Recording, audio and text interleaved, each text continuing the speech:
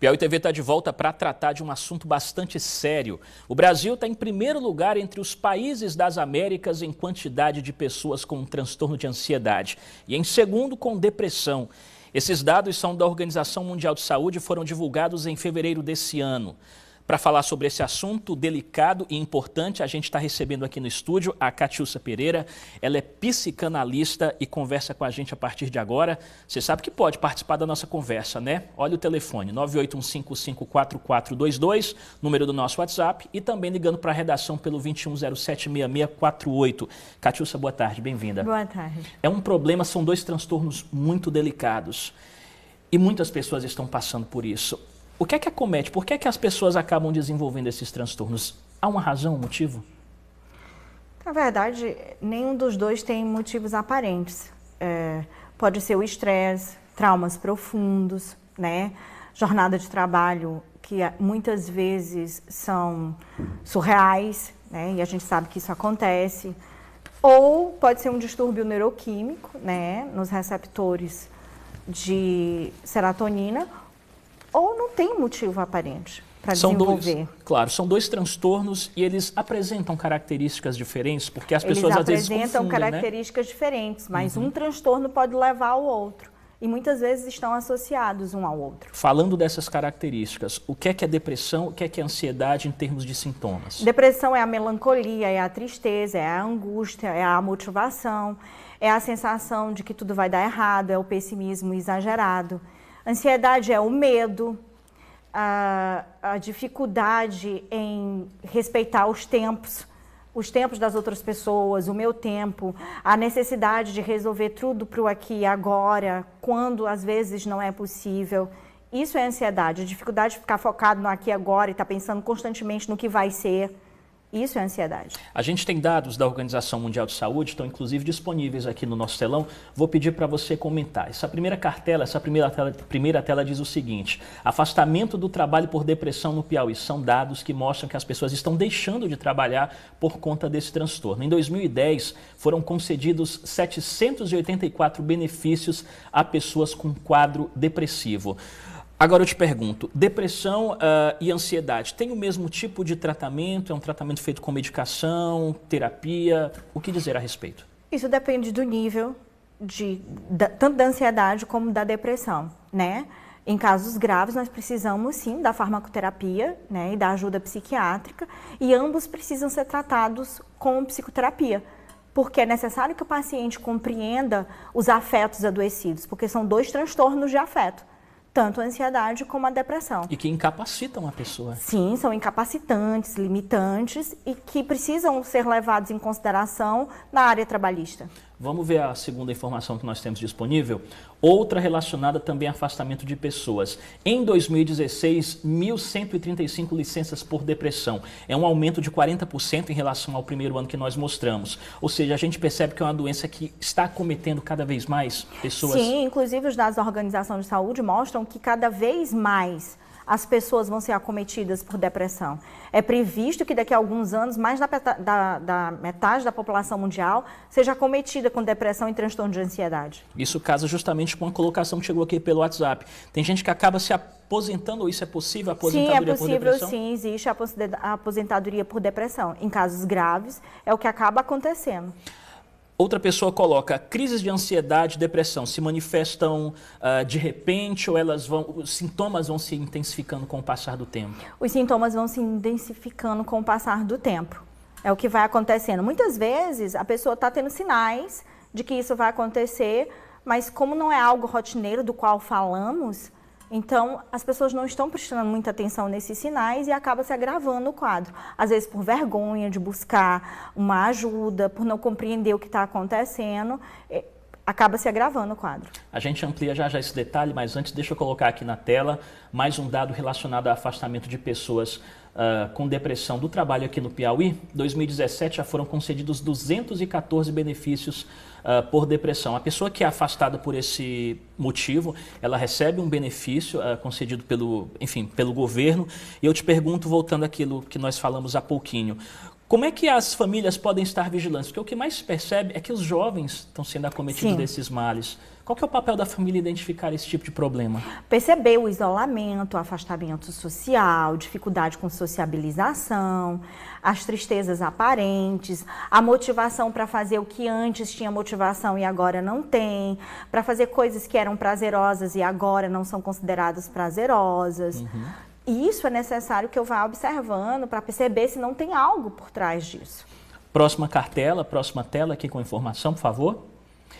A OMS, a Organização Mundial de Saúde, diz que 9% dos brasileiros têm algum transtorno de ansiedade ou depressão. É um número considerável, não é isso, Catiúcia? Muito considerável, né? Mas isso só mostra que essa vida moderna, né, ela tem as suas consequências. E de que durante muito tempo nós nos preocupamos muito com ter e esquecemos de ser. Então, o que acontece é que as consequências disso vão nos obrigar a repensar sobre essas duas colocações de ter e ser. Nós vamos chegar a um momento em que não vai ter outra opção a não ser a de ser e de pensar em ser e de se fazer por ser. Depressão e ansiedade se manifestam em qualquer fase da vida? Em qualquer fase da vida. Em qualquer fase da vida. Nós temos a depressão infantil, como temos a ansiedade já na tenra infância e como vamos ter na terceira idade também. Infelizmente, números relacionados a suicídio, a pessoas que tiram a própria vida, às vezes tem como consequência, ou pelo menos um fator importante, casos de depressão e ansiedade. As duas situações têm muita ligação, não é isso, Catiúcia? Só tem muita ligação, porque o paciente deprimido é o paciente que ele perde a capacidade de achar um motivo para estar existindo, de ser um indivíduo. E isso muitas vezes leva ao pensamento e à ruminação suicida, que leva à concretização do ato. Olha, tem muita pergunta chegando, vou pedir para colocar uma pergunta que veio por telefone aqui na tela. A Joelma diz que faz muitas coisas ao mesmo tempo e que isso traz muita ansiedade, dá aquele famoso branco, né? Esse tipo de vida atribulada, onde as pessoas estão sob pressão, estão vivendo naquela correria louca, pode acarretar um desses sintomas? É o que ela pergunta, Joelma lá do Mafrense. Só pode acarretar a depressão, né? E esse brancão tem a ver porque a nossa memória está muito relacionada à ansiedade. Quanto mais ansioso, menos capacidade de memorização nós temos. Tem gente que tem aceleração cardíaca, a pressão muda, dá um pico. Tem a ver também? Tem a ver sim, porque é o pânico, o famoso pânico, que está associado aos transtornos de ansiedade.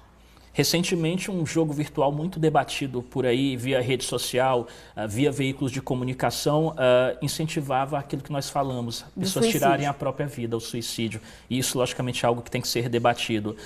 Quando uma pessoa, um jovem, por exemplo, é incentivado a participar de uma brincadeira maldosa como essa e ela tem algum desses transtornos, a facilidade do pior acontecer aumenta, né? Consideravelmente, né? Você já está sujeito a isso pelo seu próprio estado emocional.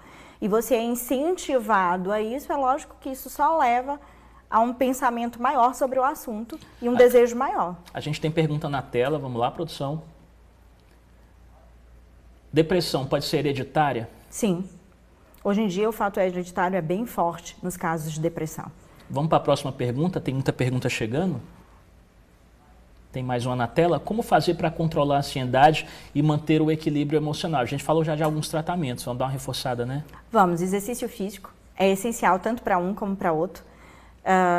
Exercício respiratório. A respiração ela promove uma oxigenação maior do cérebro, que faz com que esses componentes neuroquímicos possam ser dispersados pelo corpo mais efetivamente.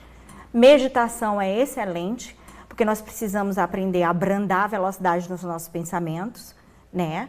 E ter pensamentos positivos, cultivar pensamentos positivos.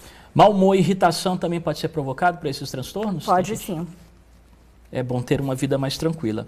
Bom, a gente falou de tratamento, eles têm uma durabilidade esse tratamento?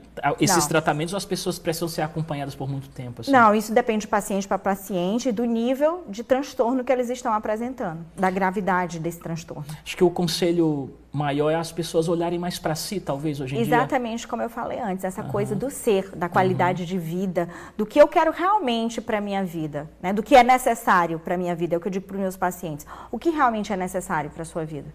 E o que não é. Não é o que é certo e o que é errado. É o que é necessário.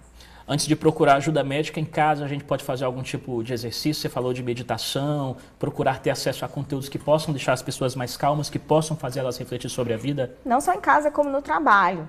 Quem trabalha em ambientes fechados, procura dar uma saída, dar uma caminhada, respirar um pouco, voltar a exercer a atividade que estava fazendo. Procura caminhar em lugares abertos, com muito verde, para poder fazer essa higiene mental necessária que às vezes a gente não tem tempo para fazer. A gente tem uma última pergunta aqui da audiência. Tenho depressão há 2 anos, faço tratamento, mas não consigo melhorar. Essa doença, de fato, enfim, arrematando, tem cura e tudo mais? O Nonato do Parque Alvorada pergunta. Depressão é uma doença crônica, na maioria das vezes, em que o paciente vai ter que se habituar a conviver com ela para o resto da vida, como diabetes, como a pressão alta, né? Mas que sim, ela tem melhora e muitos pacientes hoje em dia têm qualidade de vida e conseguem conviver bem com isso. Uma pergunta aqui da audiência. Bipolaridade tem a ver com depressão e ansiedade? Tem sim. E, inclusive, eu ia falar, esses casos de depressão laboral, eles não só levam à depressão, né? Esses fatores que acabam levando um profissional a ficar deprimido, como levam a outras doenças graves de transtorno afetivo, que é o caso da bipolaridade. E se você prestar atenção, se alguém no seu círculo de trabalho, família, está com algum sintoma, chega perto, conversa, dá uma ajuda. Exatamente. E que o empregador tenha mais preocupação em relação a isso, porque ele vai sair lucrando com isso, dessa percepção, desse cuidado com o ambiente emocional dessa empresa. Antes que os números e as estatísticas possam ficar piores, né? Exatamente. Agradeço muito. Obrigado pelos esclarecimentos valiosos. Catiúcia Fonseca, psicanalista. Boa tarde. Muito obrigada. Boa tarde.